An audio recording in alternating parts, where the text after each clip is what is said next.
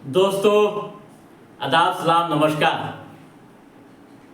मई 1910 में America India Bombay palace में एक फिल्म दिखाई गई थी। फिल्म का नाम था द लाइफ ऑफ क्राइस्ट। जैसे ही फिल्म खत्म हुई, दर्शकों में बैठा एक व्यक्ति जोर जोर से तालियां बजाने लगा। उस व्यक्ति ने ही वही फैसला लिया कि वे भी ईसा मसीह की तरह भारतीय पौराणिक किरदारों पर फिल्म बनाएंगे। कि दोस्तों, उस व्यक्ति के इस फैसले से भारतीय सिनेमा में पहली फिल्म राजा हरिश्चंद्र आई थी। या यूं कहें कि उस व्यक्ति ने भारतीय सिनेमा की पहली फिल्म राजा हरिश्चंद्र को जन्म दिया। दोस्तों, बनाने वाले का नाम था धुंधीराज गोविंद फाल्के, जिन्हें आप आज दादा साहब फाल्के के नाम से जानते हैं। आज ही के दिन उनका जन्म 1870 ईस्वी को हुआ था। 30 अप्रैल 1870 को जन्मे दादा साहेब फाल्के का जीवन संघर्षों भरा रहा। हालत ऐसी आ गई थी कि जब पैसे नहीं थे फिल्म निर्माण के लिए, तो उन्हें पत्नी के गहने भी गिरवी रखने पड़े थे, संपत्ति बेचनी पड़ी थी और कर्ज भी लेने पड़े थे। दोस्तों, उनके पिता गोविंद सदाशिव फाल्के संस्कृत के विद्वान थे, जबकि माता पुजारी थी। आपको बताता चलूं कि दादा साहेब फाल्के अवार्ड फिल्मी जगत में काफ़ी चर्चित है। यानी फिल्म के इतिहास का सबसे बड़ा अवार्ड माना जाता है।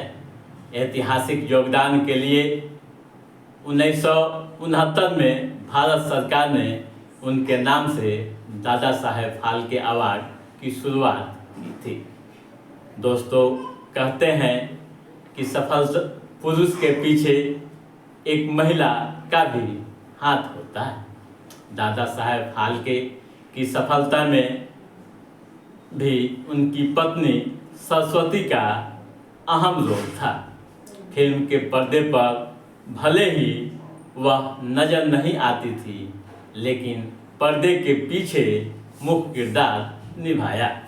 फिल्म निर्माण में 500 लोग लगे हुए थे। सरस्वती सबों का खाना बनाने, कपड़ा धोने, गुरु के सोने व फिल्म प्रोडक्शन का सारा काम संभालती थी। तमाम कठिनाइयों के बावजूद 7 माह बाद फिल्म बनकर तैयार हुई थी। फिल्म बनाने के लिए काफ़ी पैसे की ज़रूरत होती थी। दोस्तों, दादा साहेब फाल्के ने 95 फिल्में बनाई। पहली फिल्म 23 दिन थिएटर में रही। 1914 में लंदन में इसे रिलीज किया गया। तो दोस्तों, ये हुई दादा साहेब फाल्के के बारे में संक्षिप्त जानकारी। और आगे बढ़ते हैं दोस्तों आज के इतिहास पर। दोस्तों, आज ही के दिन हिटलर ने अपनी पत्नी के साथ आत्महत्या की थी। आपको बता दूं कि जर्मन के तानाशाह हिटलर व उनकी पत्नी ईवा ब्राउन ने 1945 ईस्वी में अपनी जिंदगी को समाप्त कर ली। दोस्तों, तानाशाह शब्द सुनते ही सबसे पहले हिटलर का नाम आता है। 20वीं सदी के सबसे चर्चित और घृणित में से एक नाजी तानाशाह एडोल्फ हिटलर था। उसकी प्रारंभिक शिक्षा लिंज नामक संस्थान से हुई थी। पिता के निधन के बाद 1907 में वह वियतनाम चला गया था। इसके बाद वह सेना में भर्ती हो गया और लड़ाइयों में भाग लेने लगा। 1918 में जर्मनी की हार के बाद वह सेना छोड़ दिया, यानी हिटलर ने सेना छोड़ दी और नेशनल सोशलिस्ट आर्बिटर पार्टी बनाई, जिसे नाजी कहते हैं। इसका उद्देश्य साम्यवादियों व यहूदियों से सब अधिकार छीनना था। उसका मानना था कि साम्यवादियों के व यहूदियों के कारण ही जर्मनी की हार हुई। 1923 में हिटलर ने जर्मन सरकार को उखाड़ फेंकने की कोशिश की, लेकिन वह नाकाम रहा। 1924 को हिटलर पर राष्ट्रद्रोह का मुकदमा चलाया गया और 5 साल कैद की सजा सुनाई गई। हालांकि 9 महीने बाद ही वह जेल से रिहा हो गया। जेल से रिहा होने के कुछ ही समय बाद हिटलर ने देखा कि जर्मनी भी आर्थिक मंदी झेल रही है। जनता में असंतोष का फायदा उठाकर फिर से लोकप्रियता हासिल की और चुनाव लड़ने का फैसला लिया। 1932 में राष्ट्रपति पद के लिए चुनाव लड़ा, लेकिन उसमें भी उसे सफलता नहीं मिली। लेकिन 1933 में वह जर्मनी का चांसलर बन गया। इसके साथ ही हिटलर का दमन शुरू हुआ। उसने साम्यवादी पार्टी को अवैध घोषित कर दिया और यहूदियों के नरसंहार का सिलसिला शुरू कर दिया।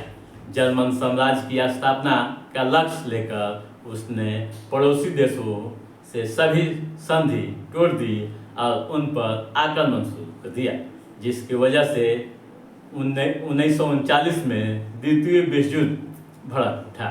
30 अप्रैल 1948 को हिटलर ने खुद को गोली मार आत्महत्या कर ली। तो दोस्तों, ये हुई हिटलर के बारे में संक्षिप्त जानकारी कि कैसे उसने अपनी ज़िंदगी को समाप्त कर ली थी। और आगे बढ़ते हैं दोस्तों आज के इतिहास पर। दोस्तों, आज ही के दिन 2020 ईस्वी में अभिनेता ऋषि कपूर का निधन हो गया था।